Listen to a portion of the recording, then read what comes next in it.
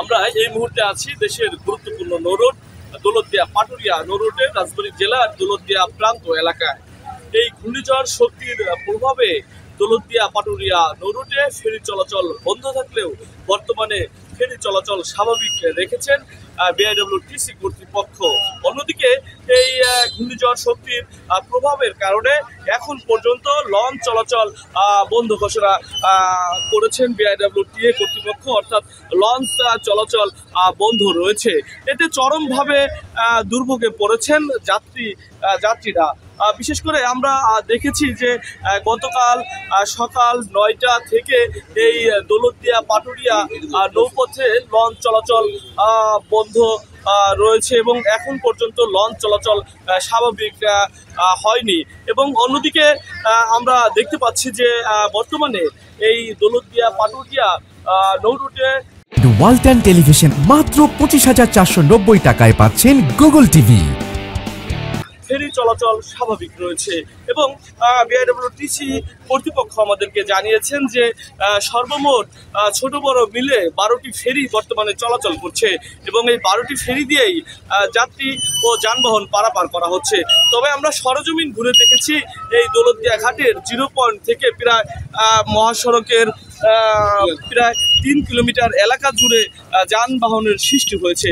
এতে চরমভাবে দুর্ভোগে পড়েছেন যাত্রী সহ যারা চালক রয়েছেন এবং পশুবাহী যে গাড়ি রয়েছেন সেই গাড়ির চালক সহ খামারিরা কিন্তু এই 3 কিলোমিটার এলাকা জুড়ে যে যানবাহনের সৃষ্টি হয়েছে তারা কিন্তু তাদের দুর্ভোগ তারা কিন্তু চরমভাবে পোহাচ্ছেন। এবং আমি যদি আরেকটু বলি যে এই দৌলতদিয়া পাটুরিয়া নৌপথের যে গুরুত্বপূর্ণ নৌপথ লঞ্চ চলাচল বন্ধ থাকার কারণে যাত্রীরা বিশেষভাবে বা যাত্রীদের দুর্ভোগের চিত্র আমরা কিন্তু দেখতে পাচ্ছি। এবং এই ঘূর্ণিঝড় শক্তির প্রভাবের বা এই ঘূর্ণিঝড় শক্তির কারণে এই ফেরিঘাট থেকে দৌলতদিয়া পাটুরিয়া নৌরুটের যে ফেরি চলাচল সেটি কিন্তু গতকাল প্রায় টানা 4 ঘন্টা বন্ধ ছিল এবং এই 4 ঘন্টা বন্ধ থাকার ফলে কিন্তু আমরা দেখেছিলাম যে ঘাট এলাকায় শত শত যানবাহনের সৃষ্টি হয়েছিল এবং গতকাল বিকেল 3:30টা থেকে সন্ধ্যা রাত 7:30টা পর্যন্ত ফেরি চলাচল বন্ধ ছিল এবং বর্তমানে ফেরি চলাচল স্বাভাবিক রয়েছে এমনটা কর্তৃপক্ষ আমাদেরকে জানিয়েছেন। এবং আমরা এই যে ঘূর্ণিঝড় শক্তির প্রভাবের খবর যদি আমরা বলি তাহলে রাজবাড়ির যে আঞ্চলিক সড়কগুলো এই সড়কগুলো আমরা দেখেছি যে মাঝে যে সড়কগুলো চলাচল সেটি অনুপযোগী হয়ে পড়েছে এবং আঞ্চলিক সড়কগুলো বিশেষ করে ধসে গেছে এবং মহাসড়কে যারা যাত্রী চলাচল করছে তারাও চরম দুর্ভোগ পোহাচ্ছে এবং কষ্টে তারা যাতায়াত করছে এমন চিত্র কিন্তু আমরা সকাল থেকে দেখেছি। আর সকাল থেকে যে চিত্র আমরা আরও দেখেছি যে গুড়ি গুড়ি বৃষ্টি ধমকা হাওয়া এইগুলো কিন্তু ঝড়ো হাওয়া এইগুলো কিন্তু বইছে।